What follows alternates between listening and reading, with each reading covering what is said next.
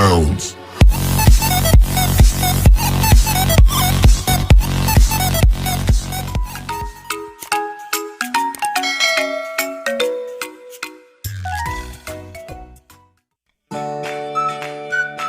Assalamualaikum warahmatullahi wabarakatuh.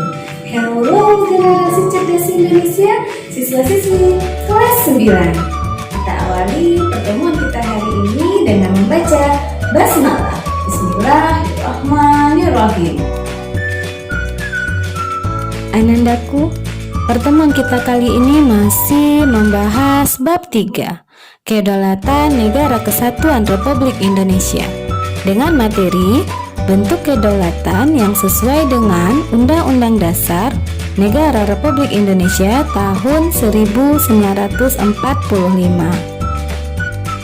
Bentuk kedaulatan yang sesuai dengan Undang-Undang Dasar Negara Republik Indonesia tahun 1945. Yang pertama, kedaulatan rakyat.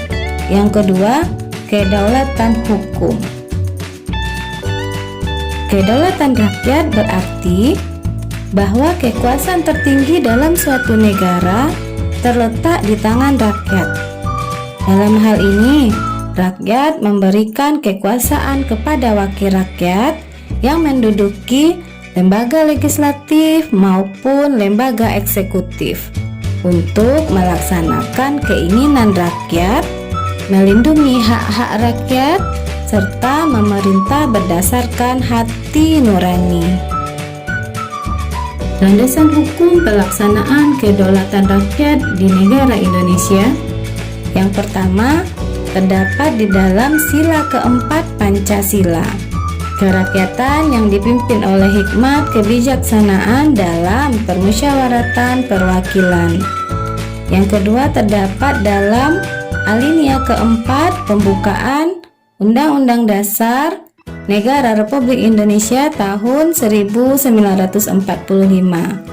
yang dibuktikan dengan kalimat, maka disusunlah kemerdekaan bangsa Indonesia itu dalam suatu Undang-Undang Dasar Negara Indonesia yang terbentuk dalam susunan Negara Republik Indonesia yang berkedaulatan rakyat.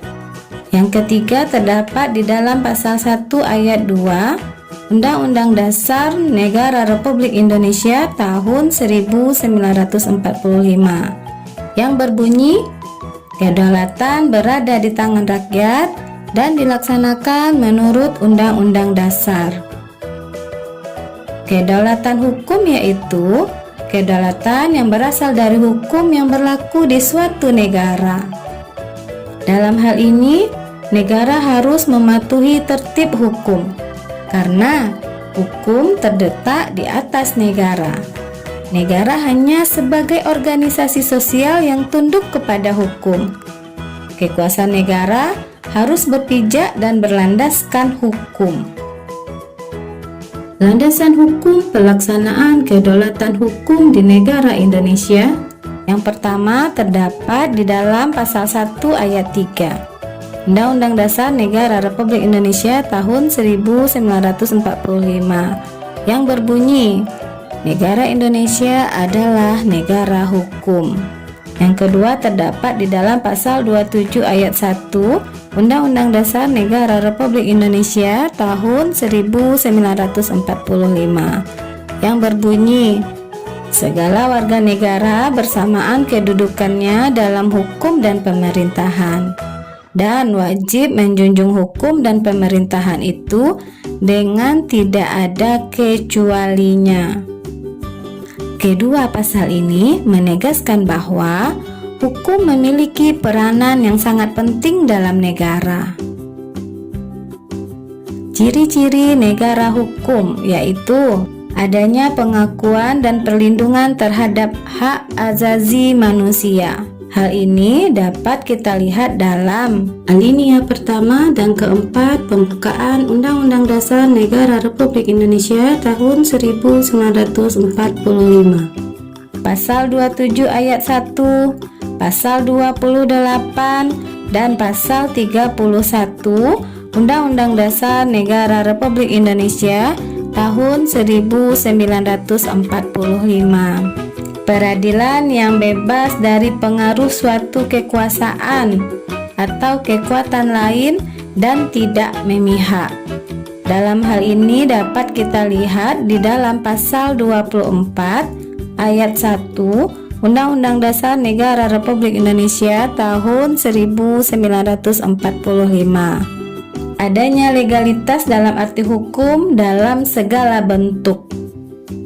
Maksudnya bahwa untuk segala tindakan warga negara, baik rakyat maupun penguasa, haruslah sesuai dengan hukum. Baiklah Ananda, selesai sudah pembelajaran kita pada hari ini. Semoga apa yang sudah kita pelajari dapat bermanfaat dan bisa kita terapkan dalam kehidupan kita sehari-hari.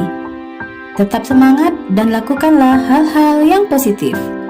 Dan kita akhiri pembelajaran hari ini dengan mengucapkan hamdalah. Terima kasih.